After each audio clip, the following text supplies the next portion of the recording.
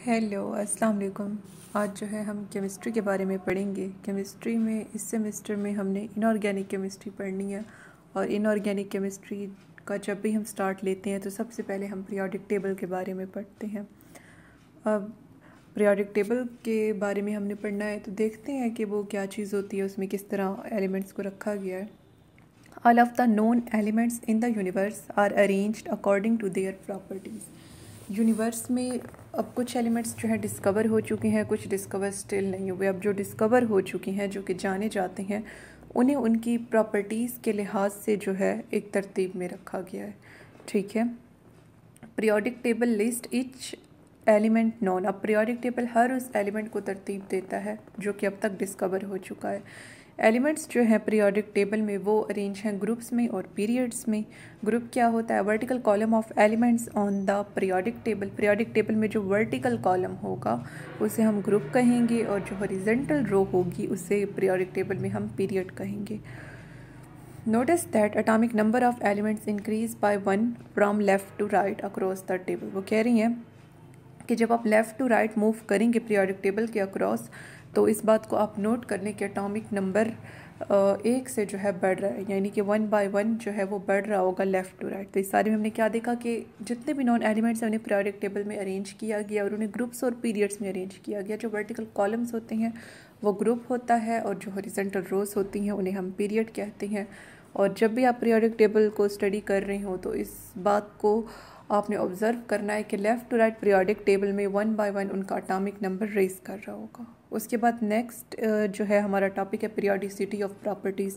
तो उसमें एलिमेंट्स की पीरियोडिक प्रॉपर्टीज़ आ जाती हैं, जैसे कि atomic size, electron affinity, ionization energy, electronegativity. तो early variants of periodic table were constructed by Mendeleev and Meyer. जो पुराने वेरिएंट थे पीरियोडिक टेबल के उन्हें मेंडलीव ने कंस्ट्रक्ट किया था और मेयर ने कंस्ट्रक्ट किया था। We now know that periodic properties are due to electronic structure of atoms. अब पीरियोडिक प्रॉपर्टीज़ किस वजह से होती हैं? वो एटम्स के अंदर मौजूद इलेक्ट्रॉन्स के स्ट्रक्चर की वजह से होती हैं। Electronic structure explains the observe trends. जो इलेक्ट्रॉनिक स्ट्रक्चर होता है उसके अंदर इलेक्ट्रॉन्स की जो तादाद होती हैं, उनका लॉस होना, गेन होना, वो 3 प्रॉपर्टीज़ को यहाँ पर एक्सप्लेन करता है। एटॉमिक साइज़, जो पुराने वेरिएंट्स थे पीरियोडिक टेबल के वो मेंडलीव ने दिए और मेयर ने दिए। ठीक है। और हम इस बात को नोटिस करते हैं कि जितनी भी पीरियोडिक प्रॉपर्टीज़ हैं, जैसे कि आयनाइजेशन एनर्जी और इलेक्ट्रॉन अफिनिटी वगैरह, ये सब कुछ जो है इलेक्ट्रॉनिक स्ट्रक्चर की वजह से है एटम के। ठीक है। और जो इलेक्ट्रॉनिक स्ट्रक्चर है वो द जिसेल ट्रेंड्स को एक्सप्लेन। अब इन ट्रेंड्स को एक एक करके हम देख लेते हैं, इसके अलावा भी है वो भी हम देखेंगे। पहले है एटॉमिक साइज़ या एटॉमिक रेडियस। अब इसकी डेफिनेशन देखते हैं। The distance from centre of an atom as nucleus to its outer most electron. अब एटम के सेंटर से लेके उसके आउटर मोस्ट इलेक्ट्रॉन तक का जो फासला होता है उसे हम एटॉमिक रेडियस कहेंगे। ठीक है। और अब इसका ट्रेंड देख लेते हैं हम, मतलब कि एटॉमिक रेडियस का। एटॉमिक रेडियस जो है ये पीरियड के अक्रॉस डिक्रीज़ हो रहा होगा। ठीक है। मतलब कि जब पीरियड में मूव करेंगे तो ये डिक्रीज़ करेगा और जब ग्रुप में मूव करेंगे तो एटॉमिक साइज से एटॉमिक रेडियस बढ़ेगा। ठीक है।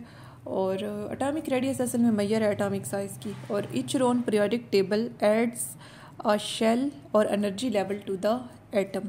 और जो हर रो है पीरियोडिक टेबल में, मतलब पहले एक रो में थे, फिर दूसरी रो में गए, फिर तीसरी, तो जैसे जैसे रोज़ में मूव करेंगे ना तो उसमें एक एक शेल आता जाएगा।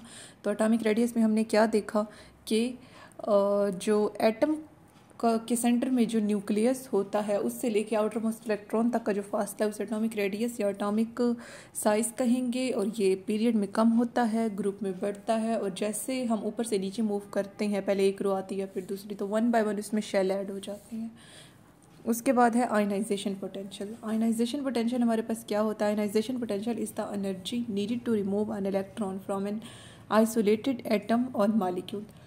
आयनाइजेशन पोटेंशियल जो है ये असल में एनर्जी होती है जिसकी ज़रूरत होती है हमें इलेक्ट्रॉन को रिमूव करने के लिए किसी आइसोलेटेड गैशियस एटम से। आइसोलेटेड गैशियस एटम का मतलब क्या है कि जो किसी के साथ केमिकल बॉन्ड ना बना रहा हो, आइसोलेटेड हो वो। और मेनली जो है ये गैशियस एटम्स होती हैं, क्योंकि गैशियस एटम्स ही मतलब क्या आइसोलेटेड हो सकते हैं।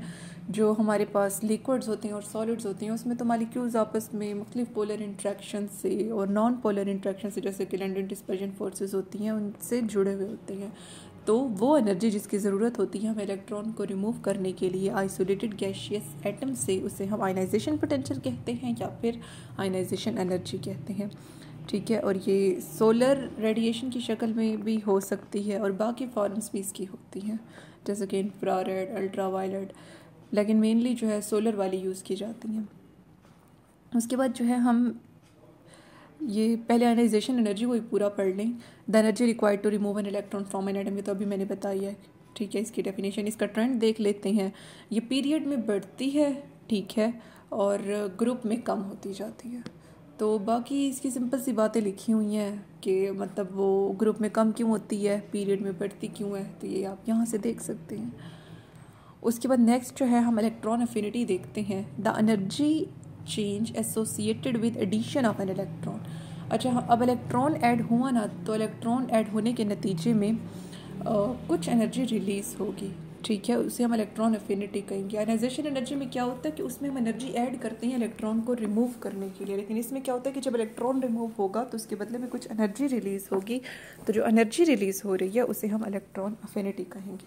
ठीक है, तो और अब इसका ट्रेंड देख लेते हैं। ये भी आयनाइजेशन एनर्जी की तरह ही इसका ट्रेंड है कि पीरियड में बढ़ेगा। ठीक है, और ग्रुप में जो है ये कब होता जाएगा, और इसकी सिंपल सी बातें आप देख सकते हैं। बस मेनली आपको डेफिनेशन आती है और ट्रेंड पता हो तो मेरे ख्याल से तो यही इनफ है। उसके बाद नेक्स्ट है electronegativity, a measure of ability of an atom in a chemical compound to attract electron.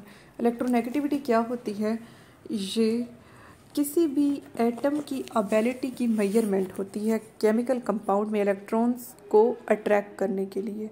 मतलब दूसरे लफ्ज़ों में कोई भी केमिकल कंपाउंड है, उसके अंदर एक एटम मौजूद है, उस केमिकल कंपाउंड बना हुआ बहुत से एटम्स होंगे, किसी एक एटम को कंसीडर करने, अब उस एटम के इलेक्ट्रॉन्स को अपनी तरफ खींचने की जो सलाहियत है, उस एबिलिटी को जो है हम इलेक्ट्रोनेगेटिविटी कहेंगे। ठीक है, तो अब इसका ट्रेंड देख लेते हैं। ये भी सेम, मतलब इसका ट्रेंड आयनाइजेशन एनर्जी और इलेक्ट्रॉन अफिनिटी की तरह है। ये पीरियड में बढ़ती जाएगी और ग्रुप में कम होगी। नेक्स्ट हम एक और प्रॉपर्टी देख लेते हैं जिसे आयनिक रेडियस कहते हैं। आयनिक रेडियस की क्या डेफिनेशन है, half the distance across N, अच्छा ये ना यहाँ पे ये आयन लिखा हुआ है, ये ऊपर से ये आ गया ना डाउनलोड वाला साइन, इसलिए दिख रहा नहीं है। तो आयन के अक्रॉस जो डिस्टेंस है उसका जो हाफ होगा वो आयनिक रेडियस होगा, क्योंकि अब कंप्लीट आयन का जो डिस्टेंस होगा वो तो डायमीटर होगा, रेडियस हमेशा डायमीटर का हाफ होता है। तो आयन के अक्रॉस जो डिस्टेंस का हाफ होगा वो आयनिक रेडियस होगा। पॉजिटिवली चार्ज्ड आयंस जो हैं वो बनेंगे जब एक एटम, जिसे हम मेटल कहते हैं, वो इलेक्ट्रॉन लूज़ करेगा या एक से ज़्यादा इलेक्ट्रॉन लूज़ करेगा।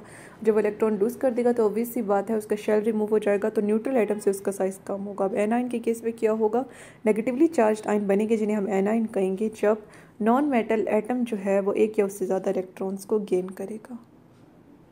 अब इसके ट्रेंड देख लेते हैं। जो आयनिक रेडियाई है पॉजिटिव आयन के, वो पीरियड के अक्रॉस कम होंगे।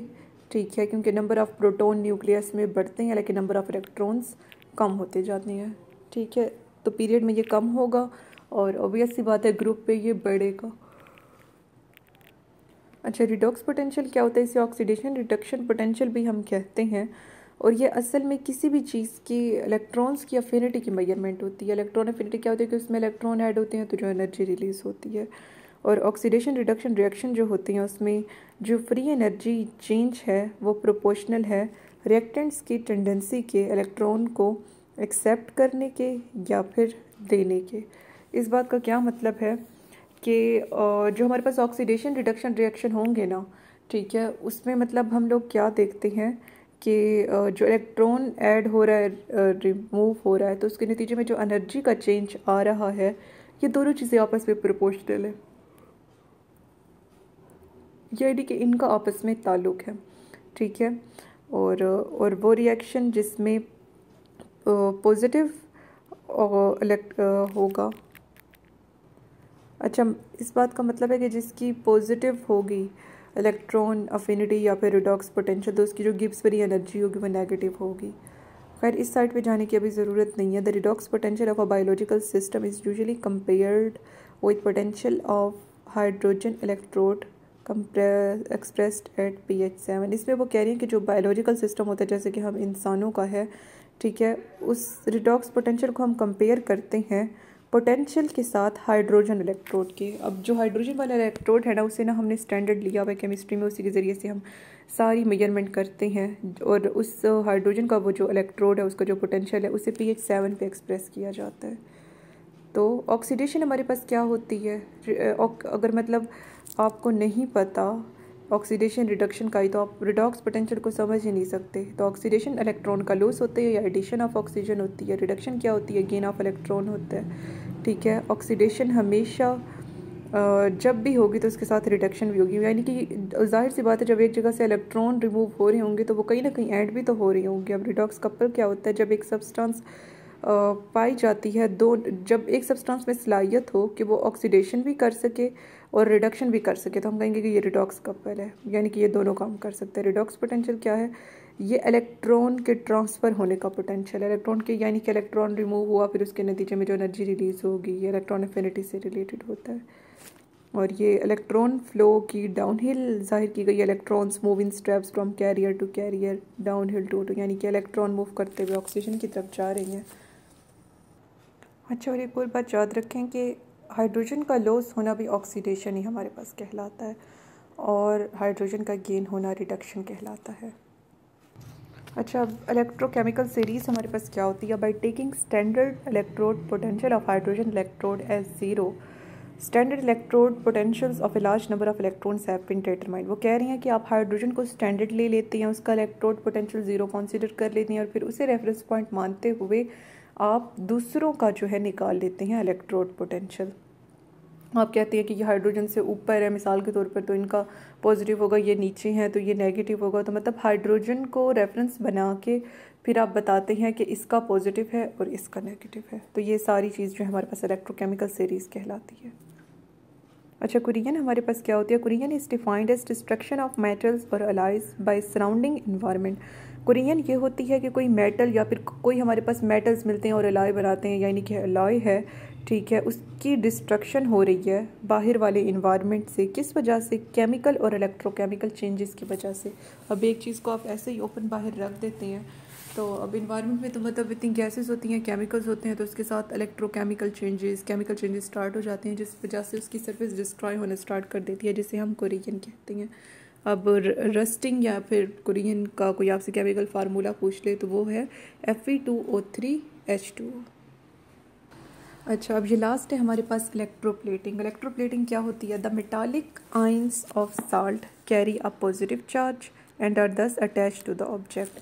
अब इलेक्ट्रोप्लेटिंग में क्या होगा कि साल्ट के जो मेटालिक आइंस होंगे जो कि पॉजिटिव चार्ज रखते हैं, यानी कि कैटाइंस, वो उस सब्जेक्ट, वो जो चीज़ है जिसके ऊपर मतलब आपने इलेक्ट्रोप्लेटिंग करनी है उसकी तरफ अट्रैक्ट होंगे और उसके साथ जाके अटैच हो जाएंगे। When they reach the negatively charged object that is to be electroplated. जब वो नेगेटिवली चार्ज ऑब्जेक्ट की तरफ पहुंचेंगे, मतलब जिसके ऊपर आपने इलेक्ट्रोप्लेटिंग करनी है, जिसके ऊपर आपने वो कैटाइंस चढ़ानी है, तो क्या होगा कि it provide electron to reduce the positively charged ion to metallic form. तो वो ऑब्जेक्ट क्या करेगा, नेगेटिवली चार्ज। अब नेगेटिवली चार्ज के पास के पास हमेशा ना एक्स्ट्रा इलेक्ट्रॉन होते हैं, वो उस पॉजिटिवली चार्ज चीज़ को इलेक्ट्रॉन दे देगा, ठीक है, और उससे न्यूट्रल कर देगा। तो इससे फिर क्या होगा कि न्यूट्रलाइजेशन हो जाएगी, तो वो जो हमारे पास कैटाइंस थे वो उस नेगेटिवली चार्ज्ड ऑब्जेक्ट जो है उसके ऊपर अटैच हो जाएंगे और हम कहेंगे कि ये इसके ऊपर कोटिंग हो गई है, इलेक्ट्रोप्लेटिंग हो गई है। इसे इलेक्ट्रॉन्स की मतलब कि एक प्लेट ने जो है कवर कर लिया, पॉजिटिवली चार्ज्ड आयन की एक प्लेट ने।